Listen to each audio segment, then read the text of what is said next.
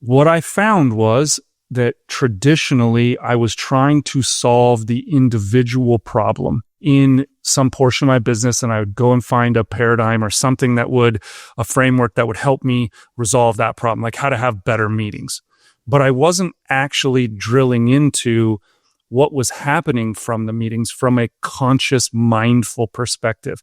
And when I saw these two things blend together was when I started applying mindfulness to myself in my own life after my father passed away and addressing directly how I felt in the present moment and allowing that moment to lead to the things in my past that were affecting how I might view my future. And I was like, why am I not doing this in my business? Hey, Creating Maven. I'm Joy Spencer, your reframe specialist, with one important message. Your real work, it's not your job or your career. Your real work is what you create. And what you create is what sets you apart and makes you incomparable. It's your legacy. I'm here to show you a whole new way of working so you can create with your gifts, make a unique contribution, and finally get paid to be yourself. This is Reframe to Create. Back in episode 97, Travis Lee Howard asked us a question that cracked open something really deep. He asked, are you the gift or the gift giver? If you remember that one, you know it wasn't just a clever question. It was a reframe, one that may have helped you finally make sense of why certain roles or seasons in your work life feel so out of alignment. That episode helped us to name how we may best show up in our work at our core and start the journey of realignment if we're out of alignment. Well, today Travis is back and we're taking the conversation even further because once you've figured out whether you're the gift or the gift giver, the next step is to build something that actually honors that. And for that, you need a perspective that Travis has identified and uses with his clients as the founder of Mindful Management. It's called the Mindful Business Paradigm. This conversation is for you if you're tired of feeling like the bottleneck in your own mission or organization. It's for leaders, creators, and changemakers ready to align how they grow their work so they can make the most meaningful impact. You don't have to be a business owner to get value from this conversation. Even as an employee, Travis and I talk about how thinking through the steps of the paradigm can help you to identify friction and get unstuck. Let's get into it. You have a paradigm or perspective that you share and take business owners through, which is the mindful business perspective. What is it and what value is it giving you and your clients right now? Yeah, so the MBP is quite simply a perspective for growth in business so that the leader is not the bottleneck and that you can find the actual thing that has you stuck from the growth that you want. And this is not binary growth of the business itself, more customers, more revenue, more of something, but also the growth of impact and thriving as humans in today's world. And those two things aligned, those are the people that we see on TV giving and somehow receiving more all the time. They are the good people. They are not the ones that got all the money and now have the addictions or are suffering through their fourth or fifth divorce publicly. Those are people that are out of alignment, and obviously they got the financial growth. But so the MVP is simply a perspective to help us find the tools to go back and solve the problems so that you can build your business in the right order to thrive, both internally and externally. And what are those steps? What are the parts of the MVP? So the four steps are self, then customer, then machine, and then team at the end. A lot of times I get the question, well, wait a minute, your team comes first, servant leadership.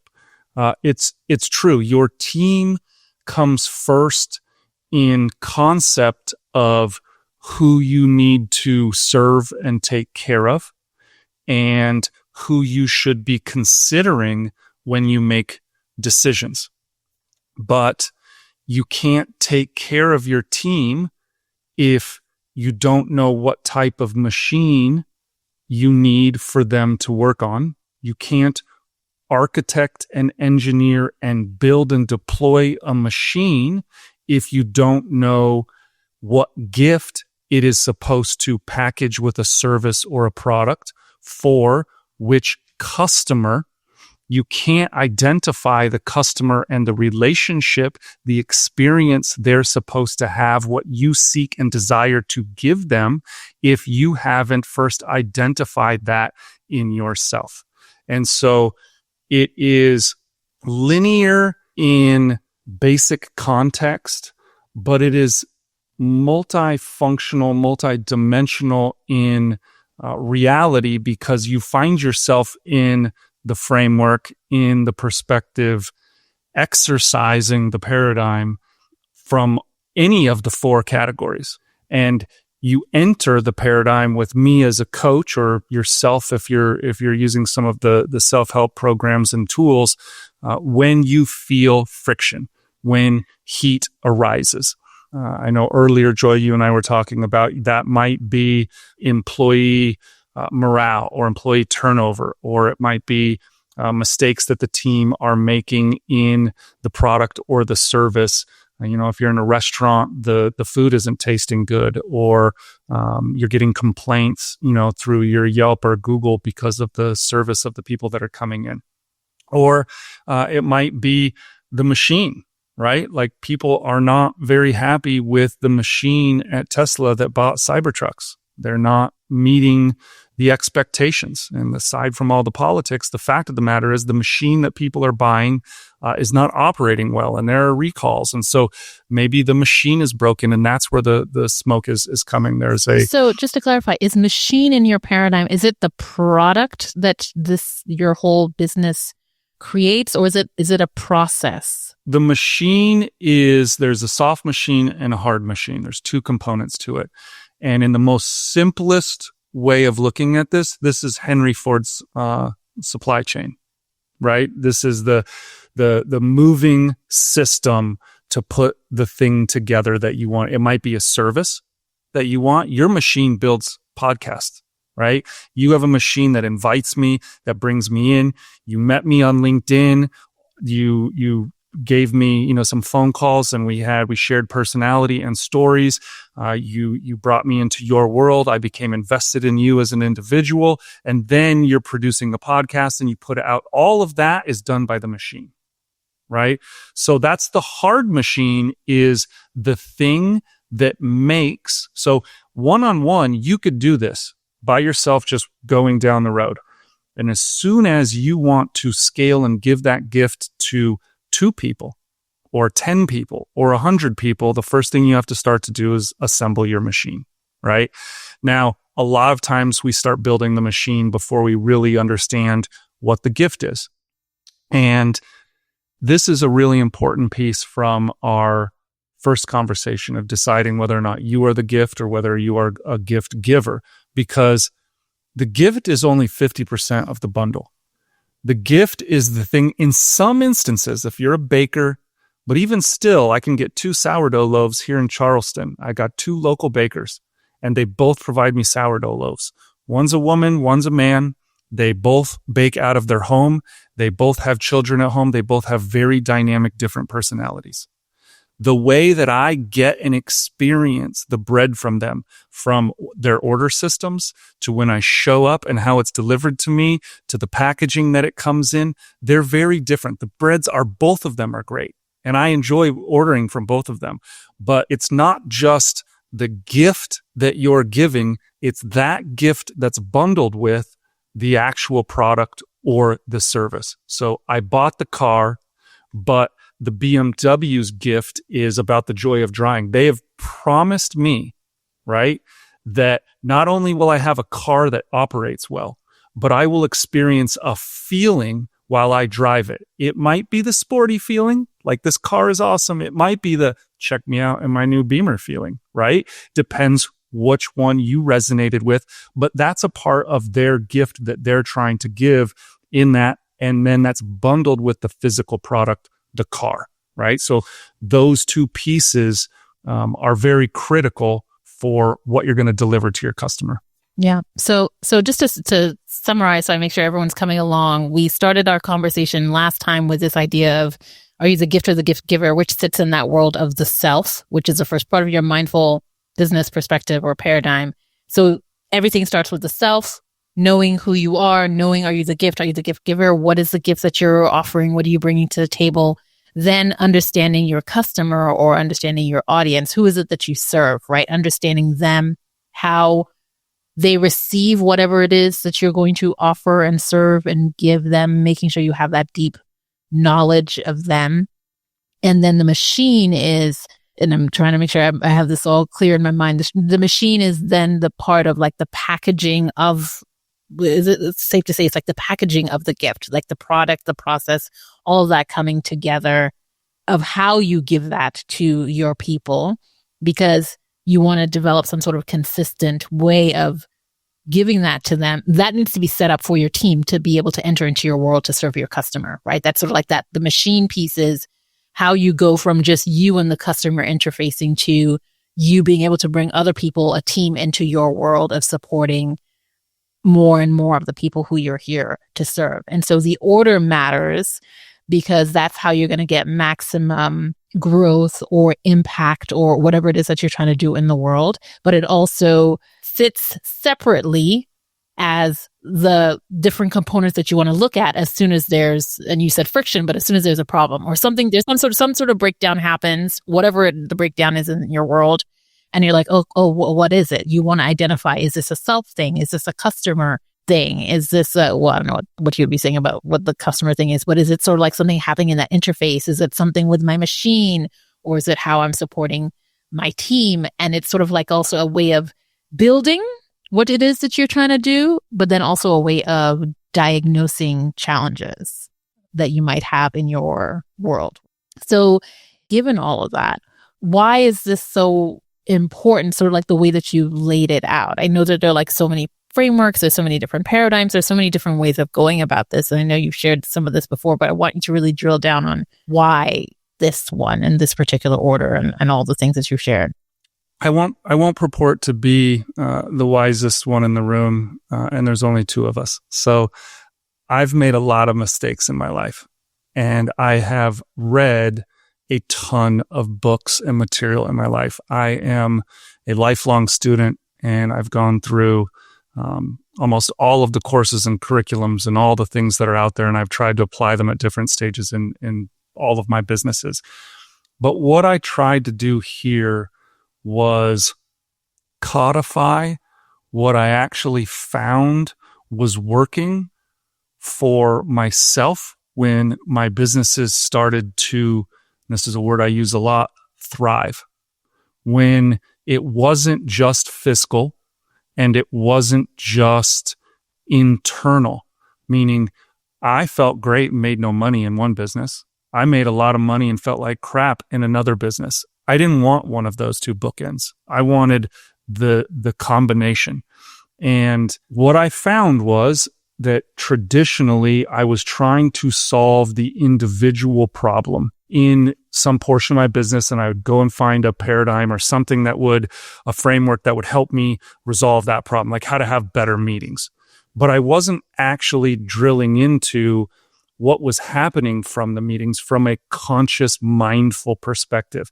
And when I saw these two things blend together was when I started applying mindfulness to myself in my own life after my father passed away and addressing directly how I felt in the present moment and allowing that moment to lead to the things in my past that were affecting how I might view my future. And I was like, why am I not doing this in my business? You know, it changed my life individually. And so I started doing it in my business. And then I started having conversations with my friends randomly because I hang out with lots of entrepreneurs and they're doing their things, and business owners find problems. That's what we do. And we build businesses and we create, and there's always something new to tackle and to work through. And I began to see the same patterns over and over again, that it didn't matter what was happening. It was going to fall into one of these buckets. These happen to be the same 4 buckets that I could put every single self-help or business book into. Of the hundreds and hundreds that I had read, some books talk to as many as 3 of the buckets. Most books focus on 1 bucket, and a good handful pick 2 or a crossover between the 2. But I could go through from the most forward-thinking Eckhart Tolle, on the self side, to Ray Dalio and Jim Collins, or the EOS on the other side. And they were all addressing one portion of this, so that when all the problems that my peers were facing could be put in these 4, when all of my internal problems could be put into this 4, and all the books and materials I was reading and outline could also be put in these 4. I was like, so these are really the 4 things that are going on. It doesn't have to be more complicated than 4 things. I can hold 4 things in my mind at one time. I can do this. That means other people can too. And then I started thinking about, then if I know about these, what's the problem? And I'm addressing them in the wrong order, or I'm addressing them as its own self-standing issue. And so when I finally figured out the component of when did my business start working, when did I begin to thrive?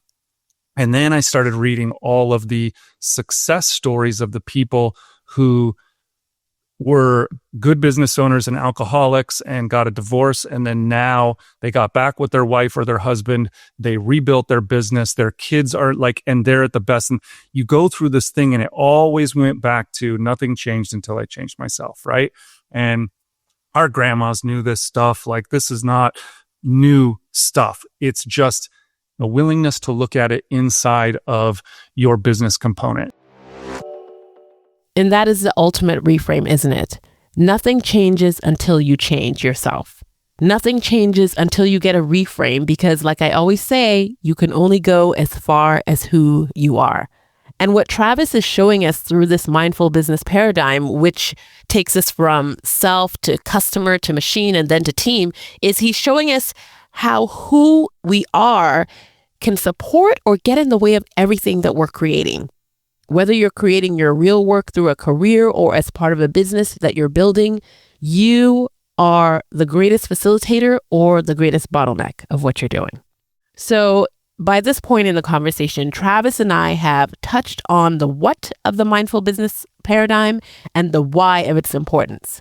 Next, we got down to some very specific examples to show what this looks like in action. I'll give you 2 quick examples. One is the team that built Traction and EOS. And EOS has been very popular for many years because it's a very valuable tool for operating your business on. And the other one would be Patrick Lencioni's 5 dysfunctions of a team, right? So we're talking 2 very powerful paradigms and frameworks that have been battle tested across the world in all sorts of industries. And frankly, I'm a subscriber to both. Kudos to both of those guys and what they've done. When you look at the EOS and Traction side and you see the way that they've built their level 10 meetings, and you discuss a component of how you talk about issues and getting to the root level of the issue, and how once you're in one of those meetings, there are rules for everyone is equal inside of the meeting. There's no boss inside of the meeting. It's all participatory. They're setting up communication for the soft machine, right? They're emulating integrity and certain values that I would say came out of self. It only works if the founder believes those things, right? So if it's false, that paradigm works for a few weeks, a few months, maybe even a few years, but eventually it falls away because there isn't integrity in the setup. That's one. So it's even in that part of the machine, it really dials back to self. Then with 5 dysfunctions, and I realized this probably 6 months ago, and I reread that book because I was doing some work with some teams, and I was just like, I want to go back to my roots and read this. I don't know how familiar you are with the book and the listeners, but if you are, you'll know this right away. And if not, you'll probably go and read the book because it's worth reading and it's a quick read. But the main character, the woman that comes together to build and operate and transform this team, who ultimately kind of removes the CEO from the CEO's seat and what the CEO had been doing and shifts the people around and so on and so forth, and really makes this massive impact through removing these dysfunctions. Patrick has to go out of his way in that book to develop her character, to talk about the level of self-awareness that she has. He has paragraphs of her, they're quotes, but they're her thinking about her own thoughts, right?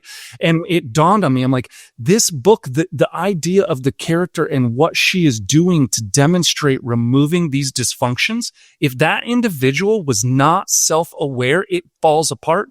It doesn't work. These meetings never take place. The growth never happens, and the book never has the happy outcome, right? Yes, the dysfunctions are real, and yes, the team is real.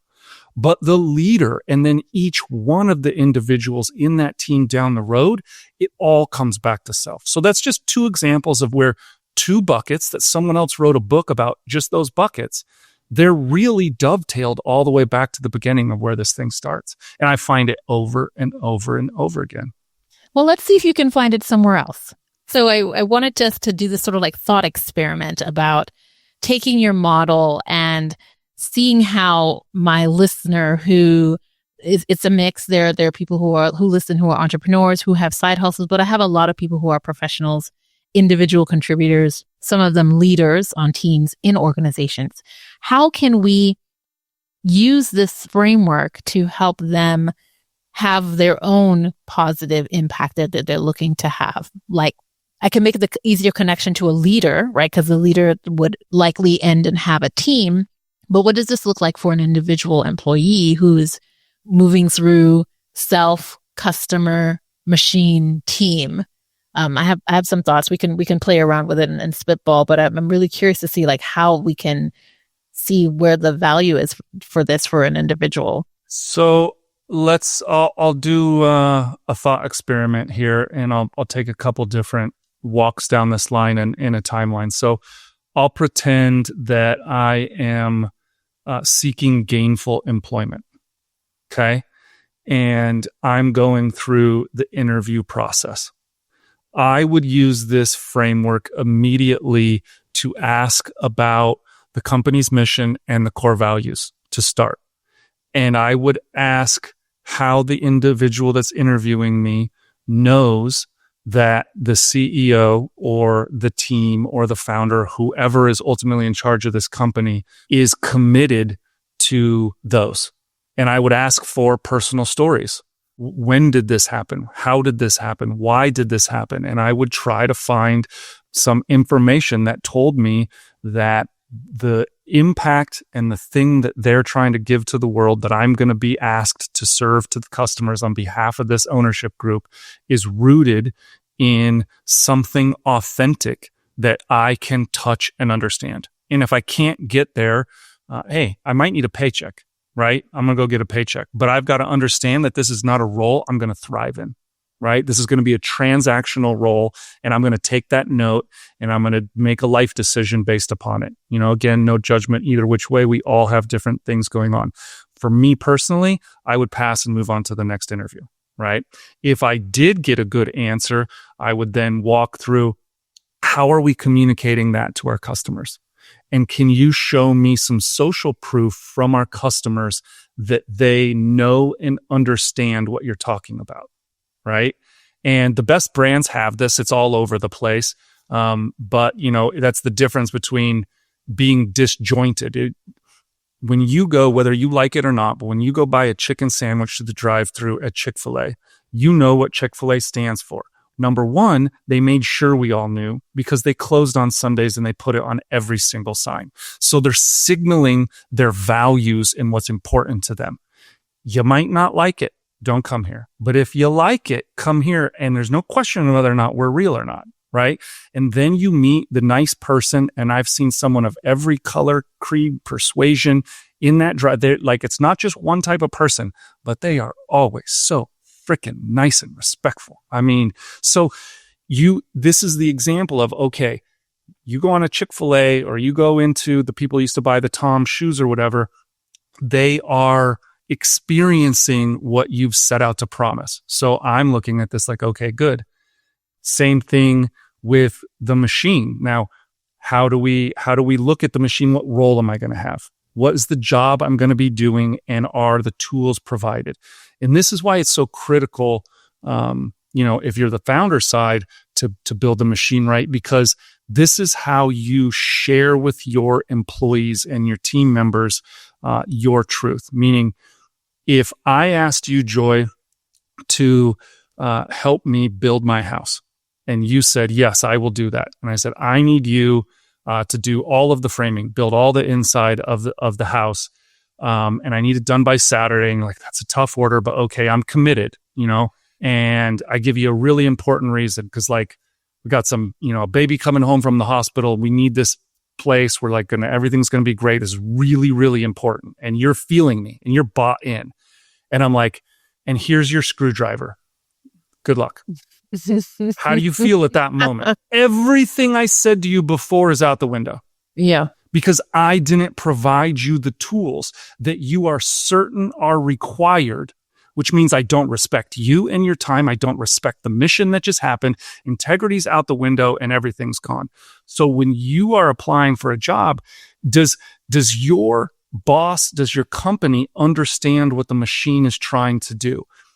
And that's your responsibility as potentially a member of the team. If you're already working there and you've got friction and problems, you can use the same path that I just talked about and say, what's actually happening here? And then you as an individual, because you start with self, you get to say, am I in integrity? Which means, am I thinking this and feeling this, but failing to say this? Because if you are, you're a part of the problem. You are accountable for what you get in the world and how you are interacted with. And so you need to respectfully and inarguably communicate from your power of self.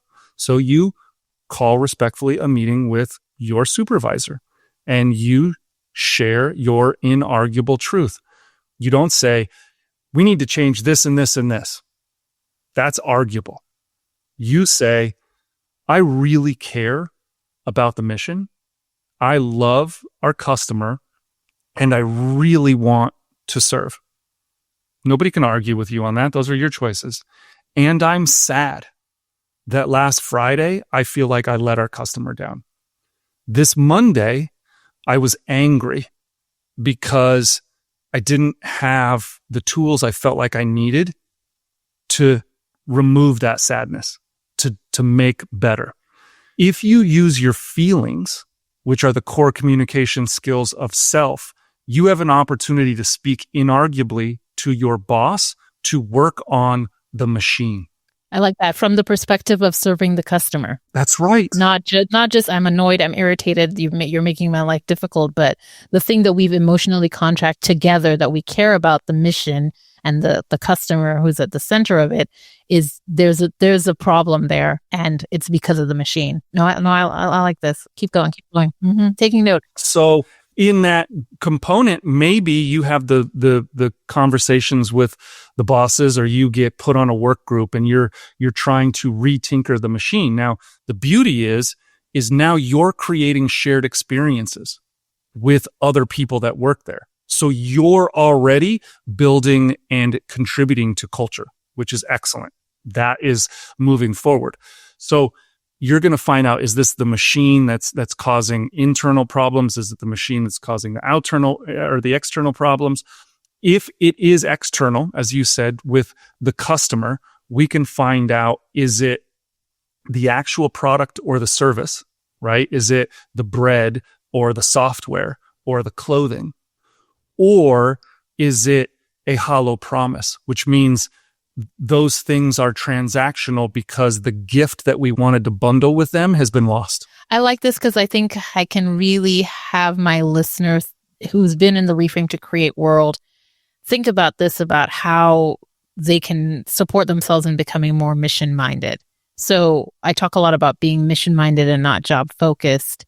And that's what it takes to get paid to be used. That's what it takes to really be creating with your gifts and operating and leaving a legacy that you're proud of. You know, if we can talk about legacy and talk about impact. And if I think about this framework that you've talked about, starting from the self, who are they? What's their gift? Are they the gift? Do they have a specific gift as a gift giver?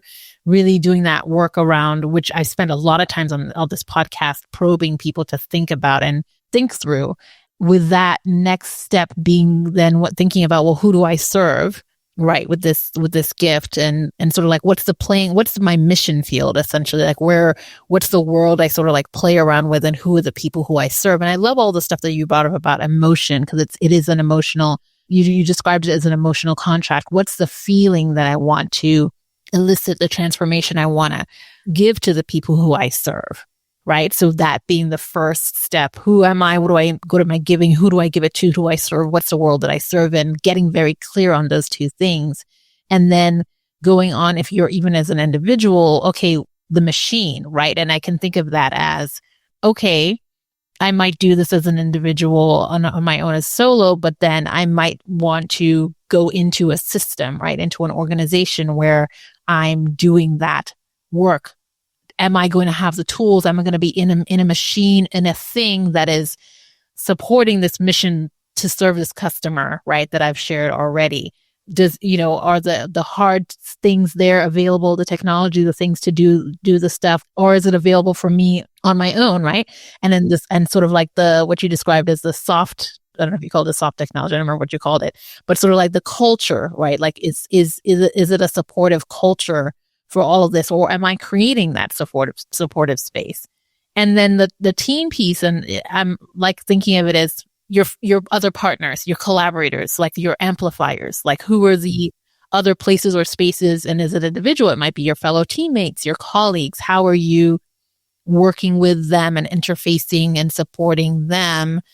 You know, how does a machine support you to work better with them, and for that to be amplified? Or if you're an entrepreneur, you know, you preparing and doing all that stuff for your team, or even finding other partners, other people who you consult with, all in service of this broader mission of the change and the impact that you want to have in your world, and being in integrity of fulfilling that emotional contract, that promise that you've made with your gift to that first customer. And all of the things that come after that is about amplifying that, making that bigger and making that have more impact. So I can see how an individual employee can think through these parts and these components to say, am I being in service into the thing that I say that I want to? And then when there's, as you said, friction, problem, or something has come up, looking at tinkering at all the parts. Okay, is the breakdown in how I'm operating with my partners, like the amplifiers, is it because there's something wrong with like the structure and the functions of the machine that's what's creating that? Have I lost sight of who I'm here to serve? Emotional, right? That emotional, like, is this sort of like what stepped me off, or have I completely lost sight of me and lost sight of like, I'm trying to be a gift giver and I'm the gift. So it's like, there's so many different entry points of interrogation and exploration and diagnosis for when, as you said, something's coming up, friction's coming up. It's like, okay, here are the things that I can look at. And you can do that as an individual contributor. You can do it as a leader of a team. You can do it as someone who is an entrepreneur leading your business. And you can do it as someone who's leading a large scale organization. This is something that we can use and look at on all these multiple layers. Wherever you are, you can find a way to sort of like enter in. So this is what it's all about. This is what Travis is giving us today. It's about how to grow as a leader, a team, or an individual without losing alignment with who you are and the mission that drives you. With his mindful business paradigm, Travis is helping you to diagnose friction, clarify your gift, and build systems and teams that amplify your impact instead of diluting it. If you can wrap your mind and heart around this, then you can get there. I asked Travis to share his final thoughts. You always have a customer, and you traditionally always have many customers, meaning the actual customer, the company's customer, plus maybe you add one thing to the piece of paper and then hand it to the next person in your team, well, that's your customer. Or you're the manager, you're serving all of your customers, or you're the business owner and the whole team, is your customers. There's so many layered customers of who am I serving and what is the emotional contract I made with them? And am I in integrity with myself? And have I articulated, if you are not, have I articulated that to somebody inarguably?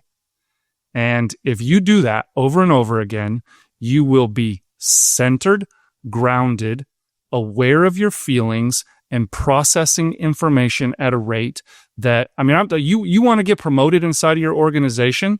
You can't be the whiny person that's always trying to find problems. But I'll tell you right now, if you are emotionally mature enough to identify friction, relate it to the customer of the business, and speak it of your feelings inarguably about your desire to serve that customer, you will be the right-hand man or woman of whoever is making important decisions in that company.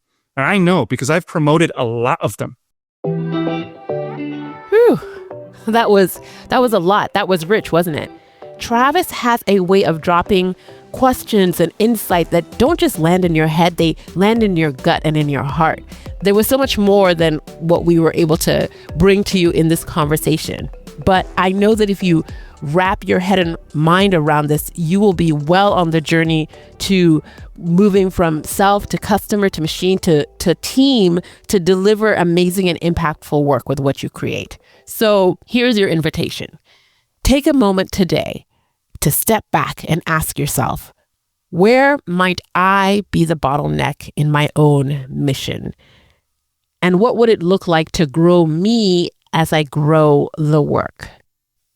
Where is the friction? Is it at the level of me, my customer, my machine, or my team? Because like Travis said, sustainable growth, the kind that actually feels good and doesn't burn you out, starts with a new perspective. And his mindful business perspective, his mindful business paradigm is designed to guide you there. If this conversation got your wheels turning, go back and listen to episode 97. Let these two episodes work together as a powerful 1-2 punch to help you get aligned and unstuck. And of course, share it with a fellow creating maven or a leader who's ready to stop pushing and to start flowing. What I shared here today in my conversation with Travis was just scratching the surface. This is not a one-time thing. You have to listen to it again and again at a deeper level. And that's what following Travis on LinkedIn will help you do. I follow him and he has daily and weekly posts that take you through all the different steps of this paradigm and show practical ways to apply it. I'm leaving a link in the show notes for how you can do this. It's time to get unstuck. It's time to find out where the friction is in your mission, identify it, and do what you can to move forward so that you can create beautiful things with your gifts and have a positive impact in this world. Whether you're doing that on your own, in your career, or as part of your business in collaboration with others. See you soon, Creating Maven. Until then, remember to always ask yourself, what will I create?